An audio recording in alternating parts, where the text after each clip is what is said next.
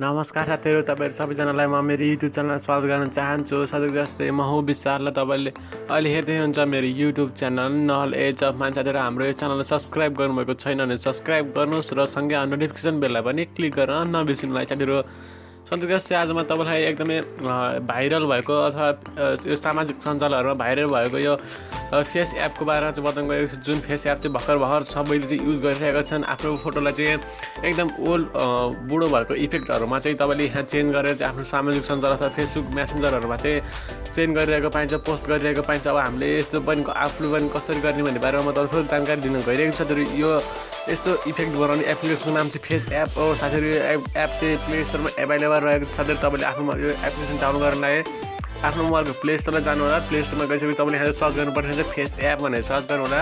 Face app भनेर search गरेपछि तपाईँले यहाँ एउटा मात्र एप्लिकेसन आउँछ। त्यो एप्लिकेसन इन्स्टल गरेर ओपन गर्नुपर्ने हुन्छ। त्यो ओपन गर्नुहोस्।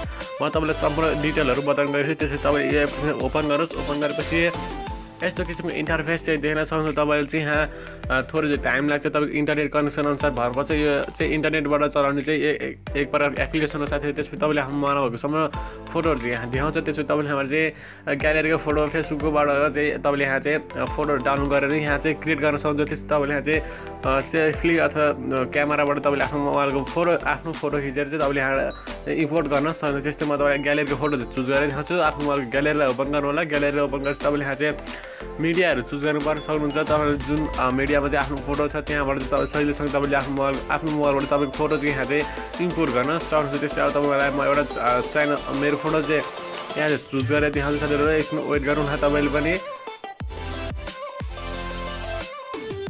त्यसपछि साथीहरु, तपाईँले म देखाउँछ यहाँ चाहिँ म एउटा फोटो चाहिँ यहाँ चुज गर्न गइरहेको छु। जस्तै म एउटा फोटोलाई चुज गरेँ। त्यसपछि तपाईँको चाहिँ यहाँ थोरै लोडिङ हुने चाहिँ टाइम लाग्छ। प्रोसेसिङ द फोटो भनेको छ। तपाईँको इन्टरनेट कनेक्सन एकदमै फास्ट छ भने एकदमै फास्ट हुन्छ। त्यसपछि तपाईँले यहाँ चाहिँ आफ्नो फोटो चाहिँ यहाँ चाहिँ इम्पोर्ट भएको देख्न सक्नुहुन्छ। अब धेरै किसिमको इफेक्टहरू चाहिँ तपाईँले यहाँबाट हाल्न सक्नुहुन्छ। साथीहरु, कुनै चाहिँ प्रो छ तपाईँले यहाँ चाहिँ पैसा तिरेर किन्नुपर्ने हुन्छ। जस्तै अब तपाईँलाई लास्टमा एडिटर फन लेआउट्स भनेको छ। तपाईँले यहाँ फनमा टच गर्नुभयो भने तपाईँले यहाँ चाहिँ इफेक्टहरू चाहिँ चुज गर्न सक्नुहुन्छ।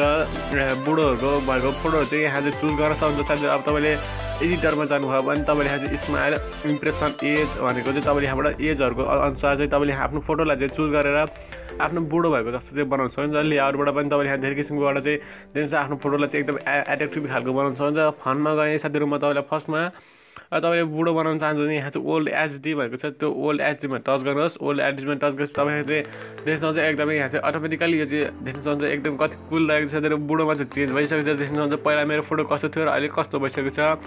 त्यसपछि तपाईँले चाहिँ फिमेल एचडीमा पनि टच गरेर तपाईँले आफ्नो फोटोलाई चाहिँ फिमेल जस्तो चाहिँ बनाउन सक्नुहुन्छ। साथीहरु, त्यसमा एप्लाइङ फिल्टर भन्ने आएको छ। तपाईँले यहाँ चाहिँ धेरै किसिमको फिल्टरहरू तपाईँले चुज गर्न सक्नुहुन्छ।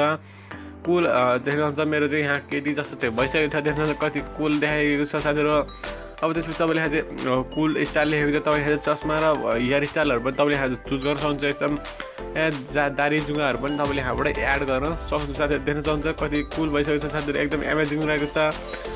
तपाईँले यहाँबाट धेरै किसिमको चाहिँ तपाईँले यहाँ चुज गरेर आफ्नो फोटोलाई चाहिँ बुढो जस्तो बनाउन सक्नुहुन्छ। त्यस्तै अब तपाईँले यहाँ चाहिँ आफ्नो एज अनुसार बनाउन सक्नुहुन्छ। स्माइल लेखेको छ। स्माइलहरूमा टच गरेर एजमा टच गर्नुभयो भने एजमा टच गरेपछि तपाईँले यहाँबाट original old young to young मात्रै लेखेको छ।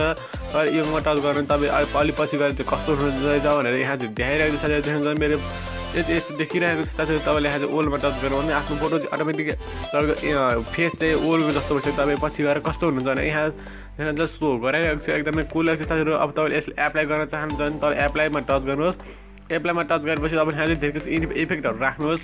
मेकअपहरू पनि राख्न सक्नुहुन्छ। त्यसपछि तपाईँले यहाँ चाहिँ अब यसलाई तपाईँले आफ्नोमा सेभ गर्न चाहनुहुन्छ भने माथि सेभको आइकन छ। त्यो सेभमा आइकनमा टच गर्नुहोस्। त्यसपछि तपाईँ यहाँ चाहिँ प्रोसेसिङ द फोटो भनेको छ। प्रोसेसिङ फोटो पुरा भइसकेपछि तपाईँ अटोमेटिकली यो चाहिँ सेभ सक्सेसफुली बनिसकेको छ।